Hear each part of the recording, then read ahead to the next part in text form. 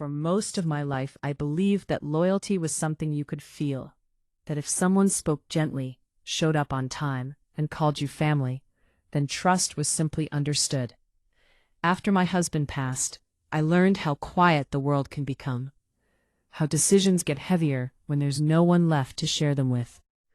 That was when help arrived, offered freely, confidently, and with a smile that never wavered. For years, everything followed a pattern. Payments made, assurances given, questions brushed aside. I told myself that stability didn't need explanations, that routine was proof enough. Then one ordinary afternoon, a single phone call interrupted that rhythm. It wasn't loud, it wasn't dramatic, it was careful, polite, almost apologetic. What they told me didn't make sense, and yet once I heard it, I couldn't unhear it. I didn't raise my voice. I listened, and in that silence, I began to understand something far more unsettling than loss itself. That betrayal doesn't always arrive like a storm. Sometimes it settles in, quietly, and waits for you to notice. What would you do if the people you trusted most built their lives on something you unknowingly gave away? I never thought of myself as someone easily misled. I had lived long enough to know that life rarely hands you clarity without asking for patience in return. When my husband died, the world didn't collapse, it simply narrowed. Conversations grew quieter. Decisions took longer. Time stretched in ways that felt unfamiliar, as if days were suddenly asking me to prove I still belonged inside them. Grief didn't arrive loudly. It settled in like dust. Some mornings I'd reach for my coffee and forget why the house felt so still. Other mornings I'd remember too clearly. But I managed. I paid my bills on time. I kept my routines intact. I told myself that survival was a kind of dignity. It was during that first year, after the paperwork, after the condolences, that help was offered.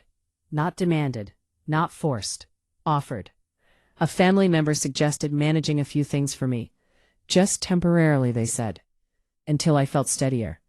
Until the fog lifted. It sounded reasonable. I had known them my entire adult life. Holidays, birthdays, long conversations over meals that lasted too long and ended too warmly. Trust, I believed, was built over decades. The arrangement was simple. I would send a fixed amount each month to cover an obligation I didn't fully understand, but had never questioned before. It wasn't framed as a burden. It was presented as continuity, something already in motion, something better left uninterrupted. I asked a few questions, not many. The answers were smooth, confident, and always the same. Everything was handled. Everything was under control. All I needed to do was continue as I had been. So I did. Each month, I wrote the check. I marked the date. I filed the receipt in a folder I rarely opened. It felt responsible, adult, reassuring. In a life that had lost its edges, this was something solid. Years passed. The checks became automatic. The conversations shorter. The reassurance more casual. I noticed that when I asked how things were going, the answers came quickly, as if rehearsed. I told myself that efficiency was a virtue, that repetition meant reliability. There were no red flags. Or perhaps there were, and I simply didn't recognize them for what they were. Sometimes I wondered why no statements ever came directly to me, why everything passed through someone else first. But the thought never stayed long. Doubt felt impolite, suspicion felt unnecessary, and loneliness has a way of convincing you that stability, any stability, is worth preserving. I lived modestly. I always had. The payments didn't hurt, not exactly. They fit neatly into my budget, like a line item that had always been there. I adjusted without complaint. I told myself this was what family did for one another. Shared responsibility, quiet sacrifice. Looking back now, what troubles me most is not what I gave, but how easily I stopped looking. The years softened together. Seasons passed. Birthdays came and went. I grew older in ways I could feel but not always see. The arrangement remained unchanged, untouched by time, and that constancy, I believed, was proof that everything was as it should be. On the surface, nothing was wrong, but beneath that surface, beneath the routine and the polite conversations, something had already shifted. I just didn't know it yet. I remember one afternoon clearly. I was sorting old papers, trying to decide what to keep and what to discard. My hands paused over that familiar folder, the one I rarely opened.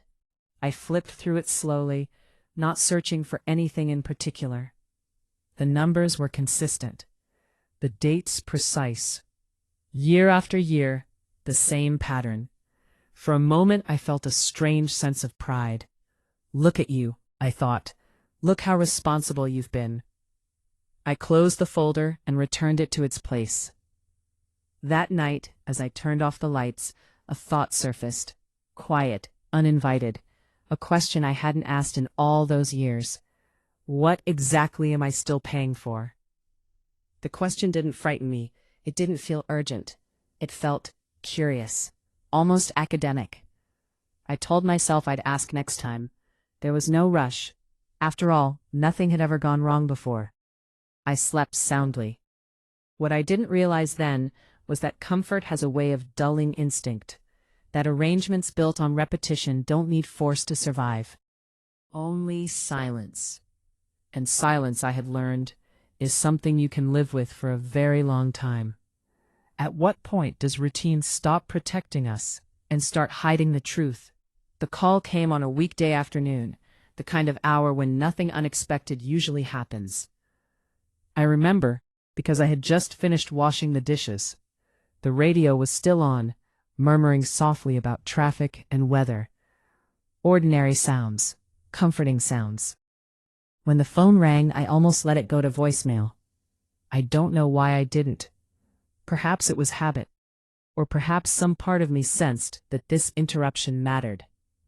I dried my hands slowly, picked up the receiver, and answered without thinking. The voice on the other end was calm, professional, measured. They used my full name. That alone made me listen more closely. They explained who they were and where they were calling from. A financial institution I recognized, though I had never spoken to them directly before. They asked if it was a good time to talk. I said yes, though something in my chest tightened as the word left my mouth. They didn't rush, they didn't accuse, they didn't alarm me. They spoke as if we were already aligned, as if I simply needed clarification. That was when they said it. According to their records, the account I had been contributing to for years had been closed. Closed. Not recently, not accidentally. Closed a long time ago. I didn't respond right away. Silence stretched between us, polite and patient. I remember staring at the wall, at a small mark near the light switch that I had meant to clean for years and never had. I told them there must be a mistake. The voice didn't change. They expected that. They offered dates, reference numbers, details spoken gently, like facts were something fragile that needed careful handling. The account had been resolved, fully, years earlier. My payments, they explained, had not been received by them at all. I felt something then, not panic, not fear, but a kind of hollow confusion, as if two truths were suddenly competing for the same space inside me, and neither one was willing to move. I thanked them for calling. I said I would look into it. When I hung up, the house felt different, not louder, not darker, just off, as if the walls were listening. I sat down at the kitchen table and folded my hands together. I didn't cry. I didn't reach for anyone. I simply sat there, replaying the conversation in my mind, searching for where I might have misunderstood. But the words didn't change. Closed. Years ago. Payments not received. The radio continued talking. The clock on the wall kept time. Everything else behaved exactly as it always had. That evening, I pulled out the folder again. This time I didn't skim. I examined every page, every date, every amount. The pattern was undeniable. I had been consistent, meticulous, responsible. So where had it gone? I considered calling my family member right then. The phone was already in my hand, but something stopped me, a feeling I didn't yet have a name for. It wasn't suspicion, not yet. It was caution. If there was an explanation, I wanted to understand it fully before asking for it. Over the next few days, I made quiet calls of my own. Nothing dramatic, nothing confrontational. I asked questions the way someone my age is expected to ask them, politely, patiently, with gratitude for assistance. And slowly, carefully, a shape began to form. The payments had never been redirected. There was no secondary account, no alternative obligation. The institution confirmed it again, this time with written documentation. I read the letter 3 times. Still, I said nothing to anyone. I've learned that when something feels unreal, the worst thing you can do is rush to correct it. Truth has a way of revealing itself more clearly when you give it room. I thought about all the conversations over the years. The reassurances, the casual updates, the certainty with which I had been told everything was handled. I wondered how many times I had nodded when I should have asked more. At night, sleep came more slowly. My thoughts circled the same questions, careful not to land on conclusions. I was still adjusting to the idea that something fundamental had shifted. The most unsettling part wasn't the money. It was the realization that someone had spoken to me with confidence, while knowing I would not verify their words. That assumption, that I wouldn't look too closely, sat heavier than any financial loss. One afternoon, I stood in front of the mirror and studied my reflection. I looked the same. Older, yes, softer around the edges, but still myself, still capable, still aware. I wondered when others had started seeing me differently. Or worse, when they had decided I wouldn't see clearly at all. I didn't feel angry yet. Anger requires certainty. What I felt was resolve, quiet and forming. Whatever the truth was, I would meet it calmly, and when I did, I would not be rushed. If a lie survives for years without being questioned, who does it truly belong to? Silence can be instructive if you let it be. I didn't confront anyone. I didn't hint. I didn't change my tone or my habits. If anything, I became more agreeable, more predictable. I wanted the world around me to remain exactly as it was, because any sudden movement might disturb what I was trying to see. People assume that investigation requires urgency. I've learned the opposite is often true. The slower you move, the more clearly others reveal themselves. I continued sending the payments. That decision may seem strange, even foolish, but it was deliberate. If there was deception, I wanted it uninterrupted. Truth leaves fingerprints when it believes it's safe. I watched conversations more closely. I noticed how quickly certain topics were redirected, how questions were answered before they were fully asked, how reassurance arrived a little too smoothly, like a door that had been oiled long ago. I kept my voice calm, curious, mildly grateful. Inside, I was cataloging everything. One morning, I went to the library. I hadn't planned to. I simply found myself driving there instead of home after a routine errand. The building was quiet, nearly empty, the kind of place where thoughts feel less intrusive. I sat at a long wooden table and laid out my papers, receipts, notes, dates. I wasn't looking for outrage. I was looking for continuity, or the lack of it. Patterns tell stories of their own.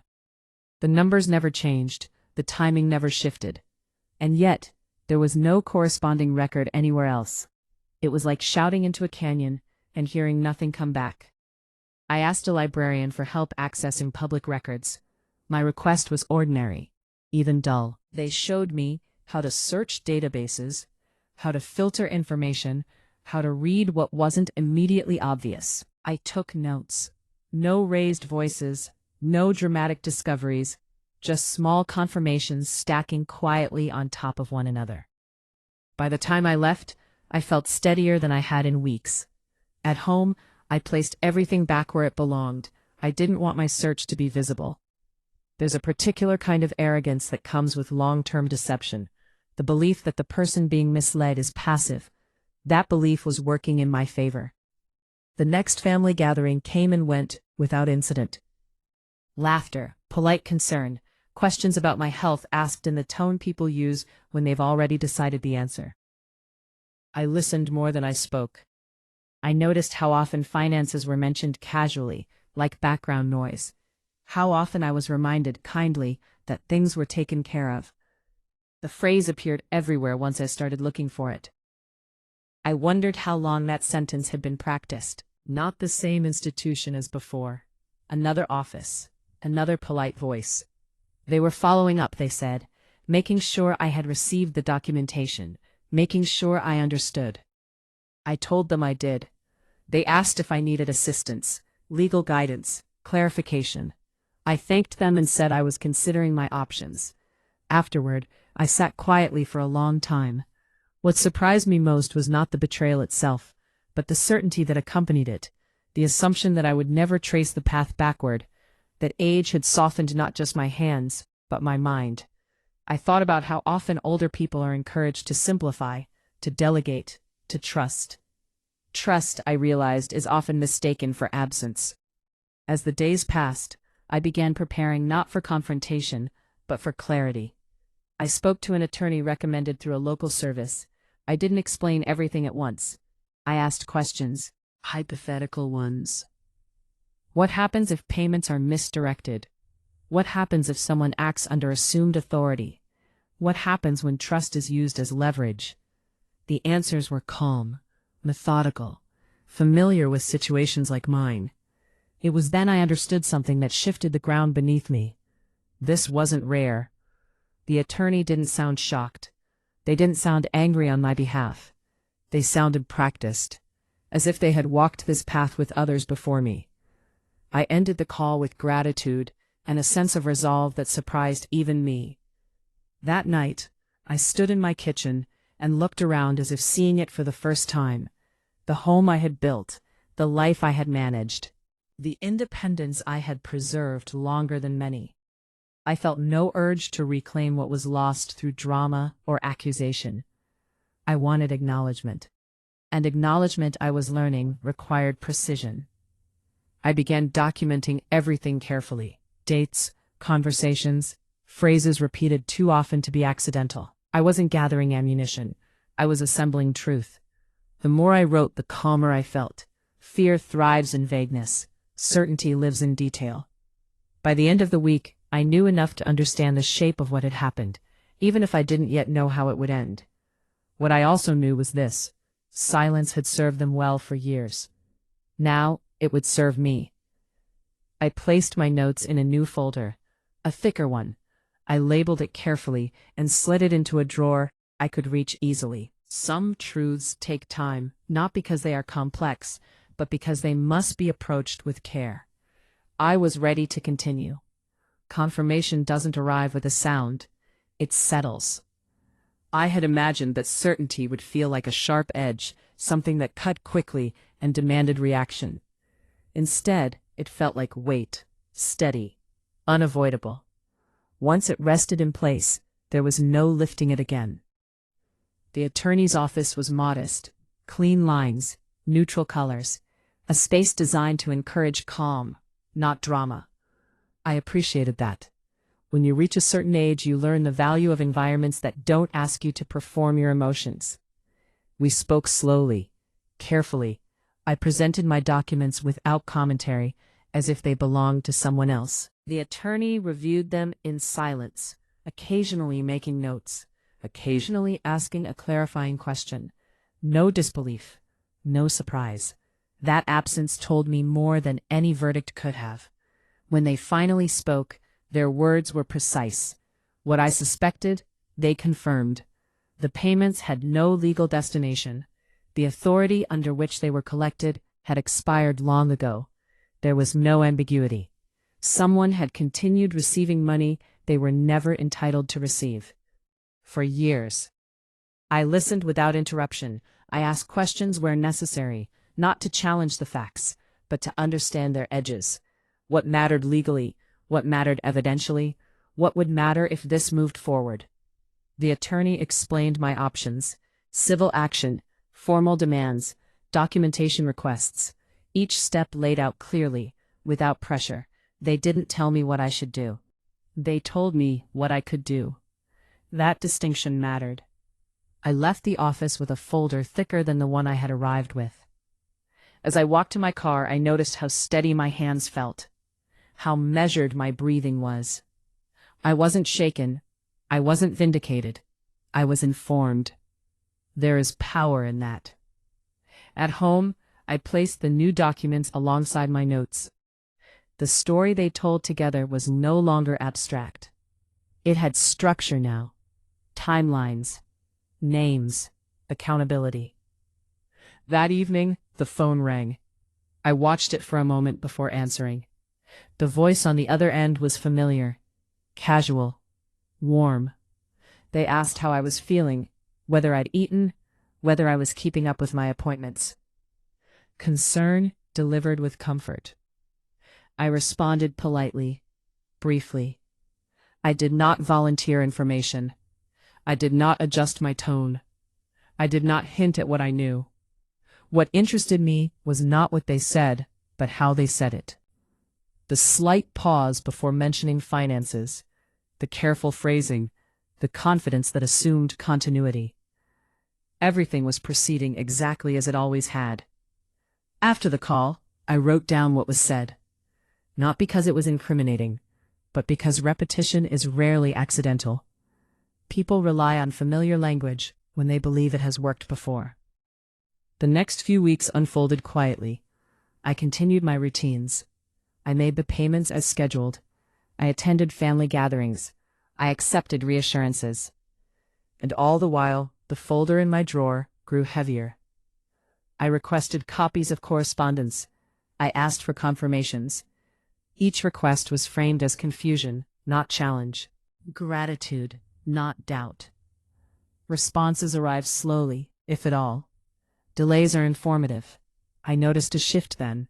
Subtle, but present.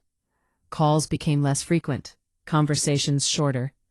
The warmth thinned just enough to reveal something else beneath it. Impatience, perhaps, or caution. I had not accused anyone. I had not altered the arrangement. But certainty has a way of changing posture. One afternoon, I received an email that attempted explanation without offering proof. Words arranged carefully, like furniture meant to block a doorway rather than invite entry. I read it twice. Then I placed it in the folder. That night, I sat at my kitchen table long after dinner. The house was quiet in a way that felt earned, not empty. I thought about the years that had passed, the trust I had extended without condition. I did not feel foolish. I felt misused. There is a difference. Misuse implies intention, someone else's, not yours. That understanding steadied me. I contacted the attorney again. We reviewed the new communication together. They nodded, unsurprised. This is where things often change, they said, when questions start to threaten routine. I asked what the next step would be. They told me it depended on what I wanted. That question lingered with me long after the call ended. What did I want? I didn't want an apology that arrived only because it was demanded. I didn't want explanations that reshaped themselves to fit discovery. I wanted acknowledgement that what had been done required answer, not accommodation. Justice, I was learning, is not always loud. Sometimes it is procedural, documented, inescapable. Over the next days, I prepared a formal request. It was written carefully, reviewed professionally, and sent without emotion. Just facts, just timelines, just expectation. When it was delivered, I felt no surge of triumph, only readiness. Because once a question is asked in the right way, silence no longer protects anyone. And for the first time since that phone call weeks ago, I sensed movement, not in me, but around me. Something had shifted, and whatever came next would not be guided by assumption. Resistance rarely announces itself. It begins as hesitation. I noticed it first in the pauses. Messages that once received quick replies now lingered unanswered. Calls were returned hours later. When explanations did come, They arrived padded with apologies that sounded practiced, as if delay itself were an inconvenience rather than a signal. I responded as I always had, with patience. The formal request I'd sent was direct but restrained. It asked for documentation that should have existed already. Proof of authority, records of transactions, confirmation of where precisely my money had gone. The request did not accuse, it did not threaten. It assumed cooperation. That assumption, I would learn, was unsettling. The reply arrived a week later. It was longer than necessary and said very little. The language circled itself, offering reassurance instead of evidence. There were references to misunderstandings, to clerical confusion, to timing issues that would be resolved soon. Soon is a word people use when they need time to decide what story to tell. I printed the email and placed it in the folder. The weight of it had become familiar now, comforting in its way. Each page was a reminder that what I was doing was not reactive. It was methodical. Another call came that evening. This time the warmth felt strained. I could hear it in the careful choice of words, the way topics shifted quickly when they neared something solid. They asked if everything was all right. I said yes. They asked if I had concerns. I said I was seeking clarity. The line went quiet for a moment, just long enough to notice. They told me not to worry, that everything would be handled, that these things take time. I thanked them and ended the call. What struck me afterward was not what was said, but what wasn't. There was no offer of documents. No curiosity about my confusion. Only reassurance. Reassurance, I realized, is often used as a substitute for truth. Over the following days, subtle pressure appeared. Suggestions that I might be overthinking things. Gentle reminders of my age, framed as concern. Mentions of stress and how it can cloud judgment. I noted every phrase. I wasn't offended. I was attentive. There is a particular tone people use when they believe they are managing someone rather than speaking to them. I had heard it before, in doctors' offices, in customer service lines, in conversations that assumed fragility where none had been proven. I had learned to recognize it. One afternoon, a document arrived that was meant to resolve everything. It looked official at first glance, formatted neatly, filled with dates and figures. But when I read it carefully, inconsistencies surfaced. Amounts that didn't align, signatures that were reproduced, not original. I showed it to the attorney the next morning. They didn't need long. "This doesn't answer your request," they said. "It avoids it." Avoidance, it turned out, was common. We discussed next steps, formal escalation, legal notice, a timeline for response that could no longer be ignored. I asked what typically happened at this stage. "People often push back," the attorney said, "not with facts, but with emotion." Emotion arrived sooner than I expected. The next call was sharper, less careful. The concern had thinned into irritation. I was told, kindly of course, that my questions were creating unnecessary tension. That this was a family matter. That involving outsiders complicated things. I listened without interrupting. When the call ended, I felt something settle inside me, not anger, not sadness, but resolve. The shift was subtle but complete. This was no longer about misunderstanding. It was about control. I sent the legal notice the following day. It was delivered quietly, no raised voices, no dramatic confrontations, just an envelope containing expectations and consequences, written in language that does not bend easily. After that, the silence changed. It wasn't the absence of contact that mattered, but the quality of it.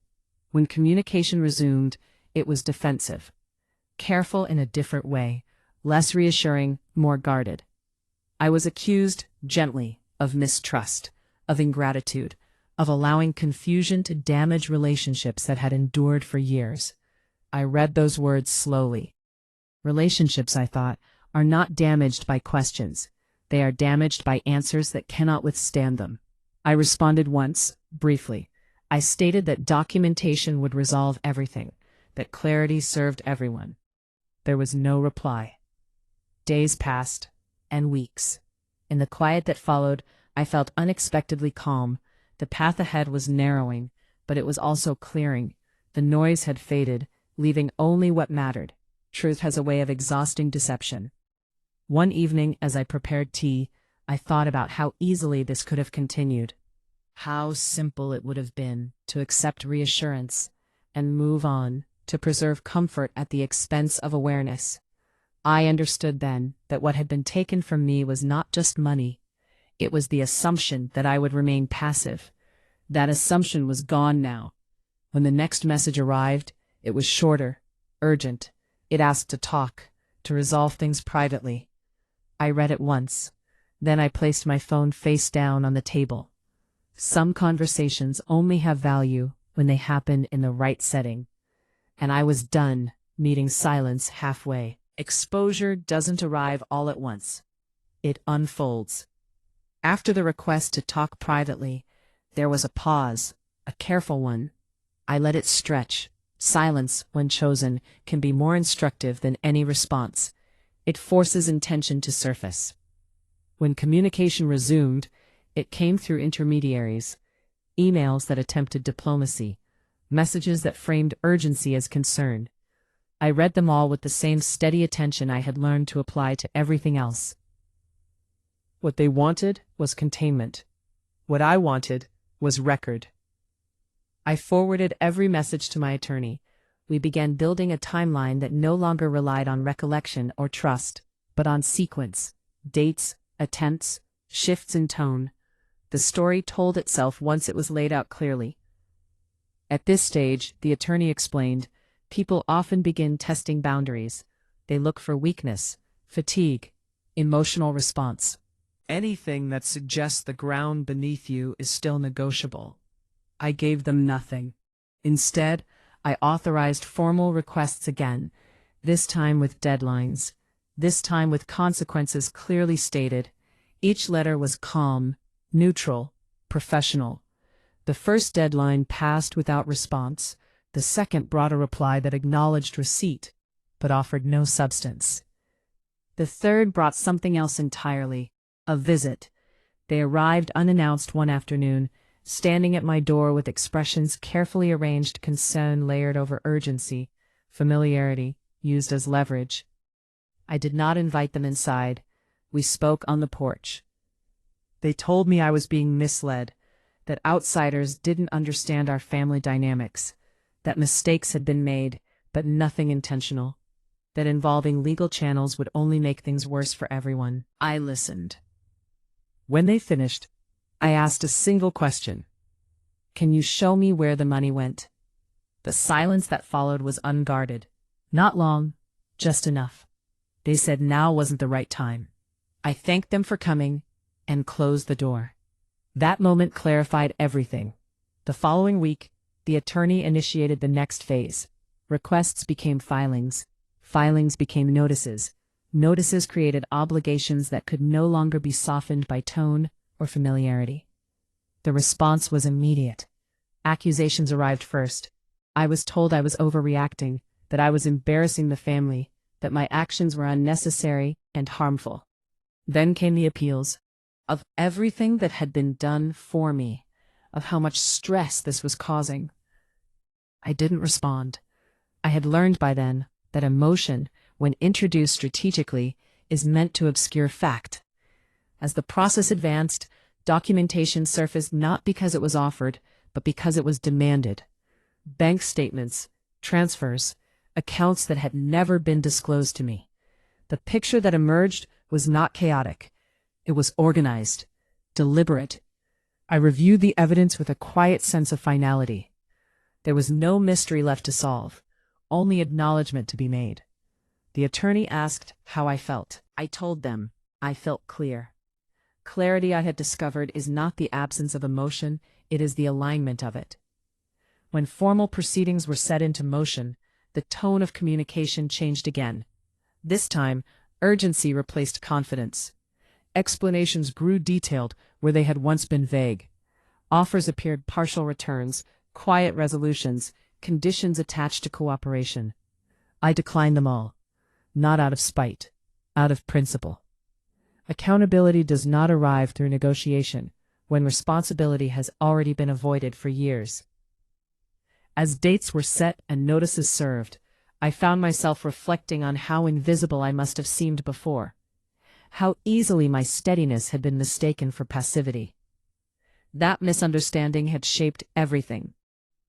One evening, as I reviewed notes at my kitchen table, I realized something else had changed. I no longer felt alone in the house. Not because someone else was there, but because I was fully present in it again. My decisions were mine. My voice steady.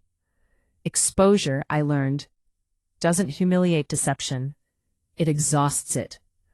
By the time formal acknowledgement came through paperwork, through admission, through the slow dismantling of excuses, I felt no triumph. Only relief. Relief that what had been unspoken was now documented, that what had been assumed was now visible, and relief that silence, once used against me, had become the very thing that allowed truth to speak. The next phase would not be quick. There would be procedures, appearances, consequences unfolding at their own pace. But the hardest part, the moment where truth becomes unavoidable, had already passed, and there was no returning from it. There is a moment when a story can no longer hold itself together. It doesn't shatter loudly. It sags, corners bend, details stop aligning, and the people who relied on it begin speaking too much. That moment arrived on a Tuesday morning. I remember because the air felt unusually still, not heavy, just watchful. The kind of quiet that makes small sounds noticeable. Footsteps, paper shifting, a door closing somewhere down the hall. The building itself seemed designed to remove drama. Neutral walls, soft lighting, nothing to amplify emotion, only process. I sat on a wooden bench with my folder on my lap, hands folded over it, waiting. I wasn't nervous, not in the way people expect. What I felt was attentiveness, as though something important was about to reveal its true shape. When they arrived, they did not sit near me. Distance, I realized, is often the first instinct when proximity no longer serves the narrative. Conversations hushed when I stood. Eyes followed, then turned away. Familiar faces now arranged themselves carefully, uncertain of where to land. Stories behaved differently under observation. Inside the room, words were chosen with caution. Statements were framed as misunderstandings. Intentions were emphasized. Context was requested repeatedly, as if repetition alone might soften outcome. I listened. When it was my turn to speak, I did not raise my voice. I did not explain myself beyond what was required. I stated facts, dates, amounts, transfers, gaps. I watched expressions change, not dramatically, but incrementally. Brows tightening, notes slowing. When a question was asked that had no safe answer, silence filled the space. That silence mattered. It wasn't accusatory. It wasn't emotional. It was procedural. And because of that, it carried weight. One explanation contradicted another. A timeline shifted slightly. Responsibility became abstract. No one seemed quite sure anymore who had decided what or when. Stories collapse when they can no longer agree with themselves. Afterward, in the hallway, someone tried to speak to me. Their voice was lowered, their words familiar. We never meant for it to go this far. I nodded politely. It went exactly as far as it needed to, I said. I did not stay long. There was nothing left to clarify. Outside, the light felt different, brighter, less filtered. I paused on the steps, not because I needed to, but because I wanted to mark the moment. This was no longer about proving something. It was about witnessing what happens when truth is no longer optional. In the days that followed, communication slowed. Messages stopped arriving. The urgency that once filled every sentence disappeared. Silence returned, but it was no longer heavy. It was settled. I spent that time reorganizing my home, not because it needed it, but because I did. Drawers were emptied, old files discarded, spaces cleared that had quietly accumulated weight. over the years. Letting go, I discovered, was easier than holding on had ever been. When official outcomes arrived, they came without drama. Letters, confirmations, decisions outlined in careful language that left little room for interpretation. Responsibility had been assigned. Restitution outlined. Consequences acknowledged. I read everything slowly, once, then again, not to savor it but to understand it fully. There was no rush. No relief that arrived all at once. What I felt was something steadier. Recognition. Not from others, from myself. I had trusted my instincts when it would have been easier not to. I had stayed quiet when noise would have distracted. I had waited until the moment clarity could not be denied. That mattered more than outcome. One afternoon, a neighbor stopped me while I was tending the small garden out front. She asked gently how things were going. I told her they were resolved. She smiled. I always thought there was more strength in you than you let on. I smiled back. Strength doesn't announce itself. It waits until it's needed. That evening, I sat by the window as the sun lowered, watching shadows stretch across the room. I thought about how easily trust is given, and how rarely it is examined, until something breaks. I also thought about how many people carry similar stories quietly, unsure if speaking will help or harm. What I had learned was simple. Truth does not need performance. It only needs patience. And patience, when combined with clarity, has a way of outlasting every version of denial. The story that once surrounded me, carefully maintained, often repeated, had finally collapsed under its own weight. What remained was not bitterness, it was space. And in that space something new was beginning to take shape. After consequences are decided, there is a quiet that follows, not the silence of shock, not the emptiness of loss, but a steadier quiet, one that arrives after the world has spoken and moved on, leaving you alone with what remains. I noticed it first in the mornings.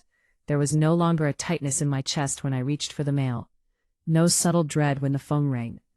The small rituals of the day returned to their original size. The paper rustled without consequence. It surprised me how quickly the body learns when a threat has passed. What lingered was not fear, but memory. People assume justice brings closure, that once something is decided, the mind seals it away and moves forward. In truth, justice simply creates room. What you do with that space is your responsibility. I spent mine carefully. Some relationships did not return. There were calls that never came, invitations that quietly stopped. At first I wondered if I should feel the absence more sharply. But absence, I realized, can be instructive. Those who remained did so without commentary. They did not ask for details. They did not offer opinions. They simply stayed present, as though that had always been enough. It was. One afternoon, I opened a box I had avoided for years. It held old letters, handwritten notes from a time when trust was simpler, when intentions were not yet layered with contingency. I read them slowly, not searching for warning signs, not rewriting history, just reading. What I found was not betrayal, it was innocence, and I allowed myself to grieve that not angrily, but honestly. Grief does not always belong to loss. Sometimes it belongs to clarity. Outside, the seasons continued without regard for resolution. Leaves changed, air cooled, neighbors decorated early for the holidays. Life, it seemed, was eager to resume. So I let it. I returned to routines I had abandoned, walks in the late afternoon, a weekly visit to the library, conversations that did not orbit around what had happened. When people did ask, I answered simply. It's resolved, I would say. And that was enough. There was one encounter I did not anticipate. It happened in a grocery store aisle, between shelves of neatly arranged goods. A familiar voice said my name, not tentatively, but not confidently either. I turned. We stood there for a moment, neither moving. The space between us felt measured, deliberate. I didn't think I'd see you, they said.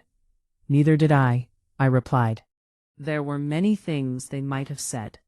Apologies, explanations, justifications dressed as reflection. They chose none of them. Instead, they asked, "Are you all right?" The question was genuine, not strategic, and because of that, it carried weight. "I am," I said, and meant it. They nodded once, as though accepting a conclusion they had not authored. Then they stepped aside, allowing me to pass. I did not look back. That moment stayed with me not because it reopened anything, but because it confirmed something I had suspected. Closure does not require agreement, only acceptance. At home that evening, I placed the last of the documents into a drawer and closed it. Not locked, just closed. I had no intention of revisiting them unless necessary. The story no longer belonged to the present. What surprised me most was the absence of triumph. There was no urge to recount what had happened, no satisfaction in being right. What I felt instead was a quiet recalibration. My world had narrowed slightly, but it had also become more precise. I trusted fewer people, but I trusted myself more. There is a difference. As weeks passed, I noticed something subtle changing in how I occupied space. I spoke more directly. I declined invitations without explanation. I no longer filled silences to ease discomfort that wasn't mine. None of this felt like hardening. It felt like alignment. One morning, while sorting through a stack of photographs, I found one I didn't remember taking. I was younger in it, standing in sunlight, unaware of what would come. I studied that face not with regret, but with recognition. She had done the best she could with what she knew. So had I. We are not required to foresee betrayal to deserve trust. We are only responsible for what we do once truth arrives. That evening, as the sky darkened early and the house settled into its familiar sounds, I felt something close to peace, not as a conclusion, but as a practice. Peace, I learned, is not the absence of conflict. It is the presence of self-respect. The quiet after justice is not empty, it is spacious. And within that space, life continues not loudly, not dramatically, but faithfully. When everything external has been settled, attention has a way of turning inward. Not abruptly. It happens the way dusk arrives slowly enough that you don't notice the change until the light is already gone. I began to think less about what had been taken and more about what had been altered. Trust, once broken, does not vanish. It changes shape. It becomes cautious, selective. It asks questions it never used to ask. This wasn't bitterness. It was education. I noticed it in conversations, in the pause before agreeing, in the way I listened not just to words, but to timing, to what people avoided saying, to how they handled silence. Patterns reveal themselves when you finally stop explaining them away. There was a strange relief in that. For years, I had carried a quiet responsibility for other people's comfort. I softened truths. I overlooked inconsistencies. I assumed misunderstandings where clarity would have been more honest. Now, I no longer did. Not out of punishment, but out of respect. For myself most of all. One evening I sat down with a notebook I had bought and never used. The pages were blank in a way that felt intentional, almost patient. I wrote nothing at first. I simply sat with it. Then, without planning to, I began listing things I knew to be true. Not beliefs, facts earned, not assumed. I trust consistency more than promises. I do not owe access to my life as proof of love. Silence is information. Kindness without accountability is not kindness. I stopped when the page felt complete. It wasn't a manifesto. It was a map. Later that night I thought about how easily time rearranges memory. How events flatten into anecdotes if we let them. How injustice, if left not examined, can be reframed as misunderstanding. I decided not to let that happen, not out of resentment, but accuracy. What occurred mattered, not because it defined me, but because it revealed something about how systems fail quietly, how harm doesn't always announce itself, how it often arrives disguised as familiarity. The next morning, I donated things I no longer needed. Objects I had kept out of habit, rather than meaning. Clearing space felt symbolic, but also practical. I wasn't erasing the past. I was choosing the future with intention. There was a call I almost didn't answer a few days later. An unfamiliar number. A pause before picking up. "Hello?" I said. The voice on the other end was measured, professional. They thanked me for my patience, confirmed that everything was finalized. There would be no further contact unless initiated by me. When the call ended, I sat very still. Not because I was overwhelmed, but because I recognized the moment. This was the last administrative echo of something that had once consumed my days. And it was over. What surprised me wasn't relief. It was clarity. I understood now that justice doesn't restore what was taken.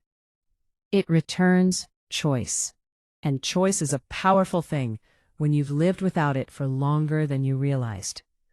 I thought about the people who had believed they could quietly redirect my life without consequence, who mistook patience for permission, silence for agreement. They had underestimated one thing: time. Time reveals intention. Time exposes patterns. And time, when combined with persistence, has a way of correcting narratives that were never fully true. That afternoon, I walked through my neighborhood without destination. I noticed small details I had ignored for years. The way light hit certain windows, the sound of leaves underfoot, the ordinary comfort of a familiar path. Nothing dramatic happened. And that was the point. Drama fades, stability endures. At home, I placed the notebook in a drawer, not hidden, just stored. It wasn't something I needed daily, but it existed, available if required. That felt right. In the evening, I made a simple meal and ate it slowly. I didn't distract myself with noise. I let the quiet remain. The quiet no longer felt heavy. It felt earned. I realized then that what remains after betrayal is not suspicion, but discernment. Not loneliness, but selectivity. Not loss, but precision.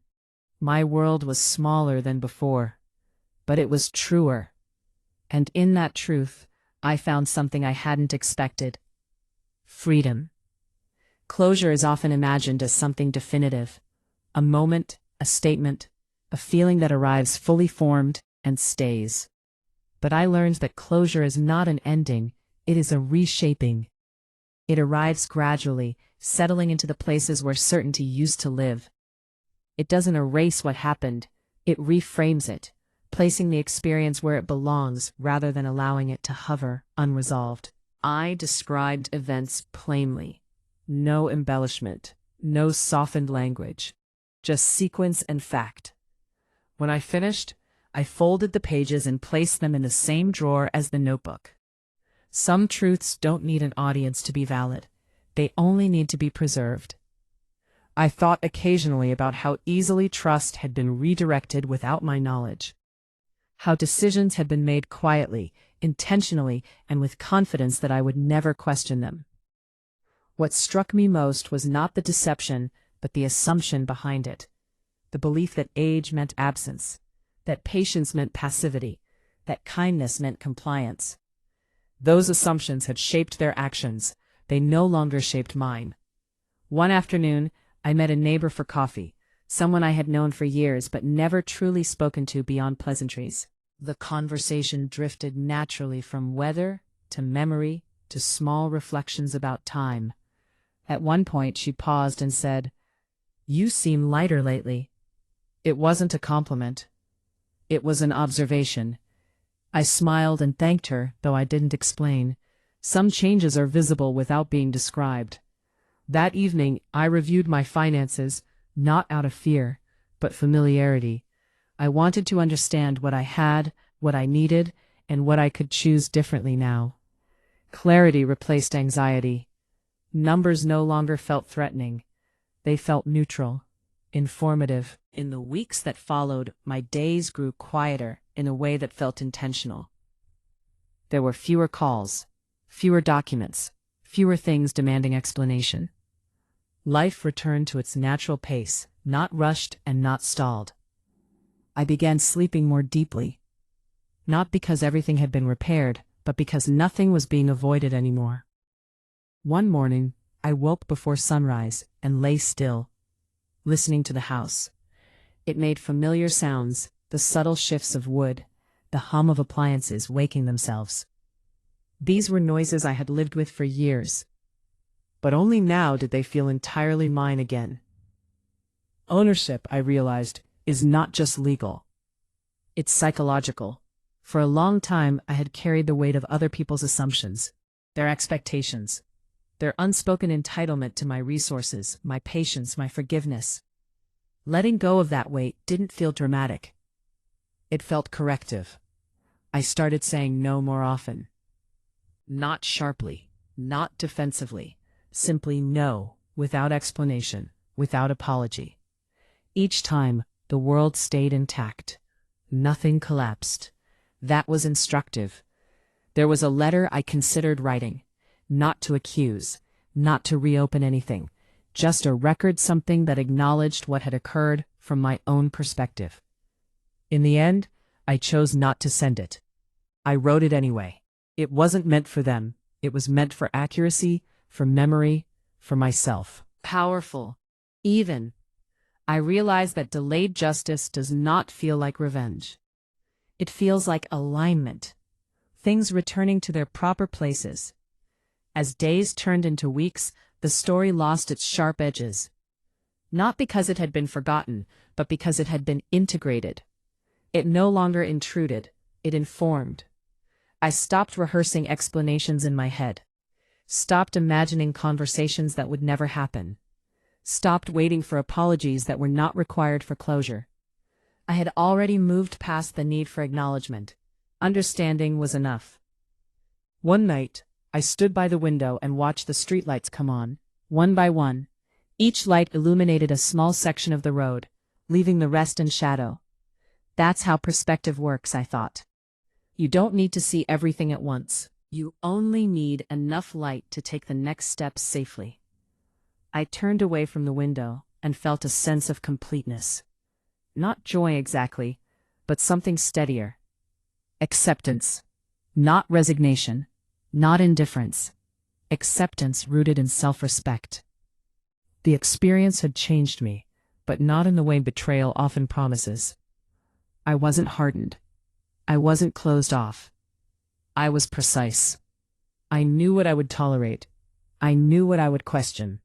I knew what I would protect. And I trusted myself to notice when something felt wrong again. That trust, the one that mattered most, had been restored. The next morning, I placed the notebook back in the drawer and closed it gently. There was nothing more to add. The list was still accurate. And so was I. There is a period after upheaval that doesn't announce itself. It doesn't arrive with ceremony or relief. It comes quietly, almost cautiously, as if unsure whether it's welcome. That was where I found myself, not in recovery, not in reflection, but in something gentler. After the quiet, I noticed it first in how I moved through my days. There was less urgency, but also less hesitation. I no longer braced myself before opening mail. My body had stopped preparing for explanations that were no longer required. Peace, I learned, is not excitement. It is the absence of vigilance. I spent time doing small things deliberately. Watering plants, folding laundry, walking to the market instead of driving. These acts were not symbolic. They were grounding. They reminded me that life continues at human speed, not at the pace of crisis. Sometimes my thoughts drifted back not to the details, but to the version of myself who had lived inside them. The woman who sensed something was off, but chose not to press. Who valued harmony more than clarity. I didn't judge her. She did the best she could with what she knew. And when she knew more, she acted. That distinction mattered. One afternoon, I found an old photograph tucked into a book.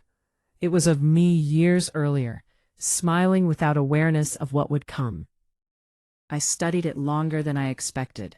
She looked capable. She just hadn't been tested yet. I placed the photograph back and closed the book. I didn't need to carry it with me. The memory was enough. There was an invitation I declined soon after, a gathering that would have required polite conversation and strategic silence. I didn't fabricate an excuse. I simply said I wouldn't be attending. The response was brief, neutral. Life moved on. It always does. What lingered instead was a deeper understanding of boundaries, not as walls, but as filters. They allow what nourishes you through, and quietly block what doesn't. I had spent years believing boundaries were unkind. Now I understood they were necessary. In the evenings I returned to reading slowly, thoughtfully, books that didn't rush toward conclusions, stories that trusted the reader to sit with ambiguity. I found comfort there, not because the stories mirrored mine, but because they respected complexity.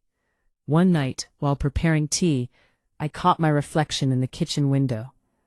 Older, yes, softer around the edges, but there was something else there now. Stillness. Not emptiness, not fatigue. Presence. I had not lost time. I had gained discernment. Delayed justice, I realized, carries a unique weight. It doesn't offer the satisfaction of immediacy. It doesn't undo harm quickly enough to feel triumphant. But it does something subtler. It teaches patience without passivity. It affirms that awareness, even when late, still matters. I stopped thinking about what might have happened if I had noticed sooner. That question had no useful answer. It only led backward. Instead, I focused on what I noticed now. The way my home felt lighter without unspoken tension. The way decisions felt simpler when they were mine alone. The way trust, when earned carefully, felt more solid than before. I trusted fewer people. But I trusted myself completely. One morning, I wrote a short note and placed it inside the notebook. Not an addition, just a closing line. You were never wrong to believe in people. You were only wrong to believe they would always protect what you couldn't see. That felt sufficient. I didn't need to explain the story to anyone else. Those who needed to know already did. Those who didn't were not missing anything essential. Some experiences are not meant to be shared widely. They are meant to refine you privately.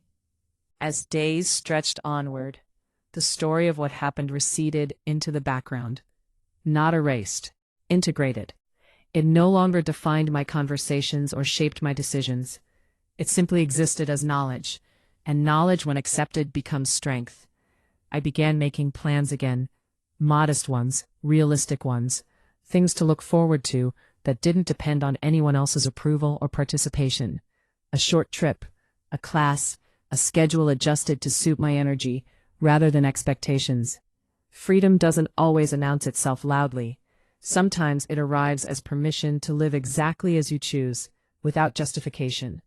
On the last evening of the season, I sat outside as the sky dimmed. The air was cool but comfortable. The street was quiet. I felt no need to mark the moment. It was enough to be in it. I understood then that the story was complete, not because everything had been said, but because nothing remained unresolved within me. What was taken had been addressed. What was learned had been absorbed. What remained was life unremarkable, steady, and fully mine, and that was more than enough. In the end, what mattered was not the record of events, but the accounting of a life. Not the numbers, not the paperwork, not the formal conclusions reached by institutions designed to correct what went wrong. What mattered was how I lived afterward. I had once believed that fairness arrived on time, that if something was taken, it would be noticed quickly, that truth, when spoken, would naturally rearrange itself into justice. I know better now. Fairness does not operate on urgency, it operates on endurance. It waits for those willing to stay attentive long after others have assumed the outcome is settled. I became one of those people, not by intention, but by necessity. As the months passed, my days grew full again, though not crowded. I learned the difference. Fullness came from intention. Crowding came from obligation. I chose fullness. I rearranged my mornings, took my time with coffee, let silence remain unfilled. I allowed thoughts to come and go without urgency. There was no longer anything I was bracing against. The past, once examined honestly, lost its power to intrude. Occasionally, someone would ask how I was doing. Really doing. The kind of question that expects a summary of struggle or triumph. I answered simply, I'm well, and I meant it. Well did not mean untouched. It did not mean unchanged. It meant aligned. It meant my inner life no longer contradicted the outer one. What I believed, what I tolerated, and what I chose now matched. That alignment was the real resolution. I reflected often on how quietly everything had happened. There were no raised voices, no dramatic confrontations, no public reckonings. Just awareness, persistence, and time. Time did not heal the situation. Time revealed it, and revelation, once seen clearly, cannot be unseen. I thought about how many stories end loudly, with declarations and consequences that feel final. Mine did not. It ended the way many truths do, in recognition, in the acceptance that some lessons are not meant to be rushed. That justice delayed is not justice denied if it still restores agency. That dignity is not something others grant you, it is something you maintain when tested. One evening, I returned to the notebook one last time. I read the list. I read the letter. I read the final line I had written weeks earlier. Nothing needed revision. That, more than anything, told me I was finished. I closed the notebook and placed it back in the drawer, not with ceremony, but with care. It had served its purpose. I had served mine. As the season shifted, I felt a renewed sense of continuity. Life did not divide itself into before and after as sharply as I once thought. It folded the experience into itself, creating a deeper layer of understanding. I had not lost trust. I had refined it. I had not lost security. I had clarified it, and I had not lost myself. I had found myself later than expected, perhaps, but fully intact. There is a quiet strength in knowing you can survive misjudgment without becoming hardened, in knowing you can correct course without bitterness, in knowing that awareness, even when delayed, is still transformative. That strength does not announce itself. It settles. Now, when I look ahead, I do so without urgency and without fear. The future no longer feels like something that could be quietly redirected without my consent. I am attentive. I am present. And I am free to choose. That is the final accounting. Not what was taken, but what remained and what I chose to do with it. Sometimes justice doesn't arrive as a moment. It arrives as clarity. Not loud, not immediate, but steady enough to return what mattered most. If you've ever felt something was wrong but couldn't yet name it, remember this awareness has its own timing, and when it comes, it changes everything. Have you ever realized the truth too late and discovered it still had the power to set you free? If this story stayed with you, subscribe for more slow-burn psychological stories like this one. Stay connected and join us for upcoming stories that explore trust, resilience, and the quiet moments that change lives.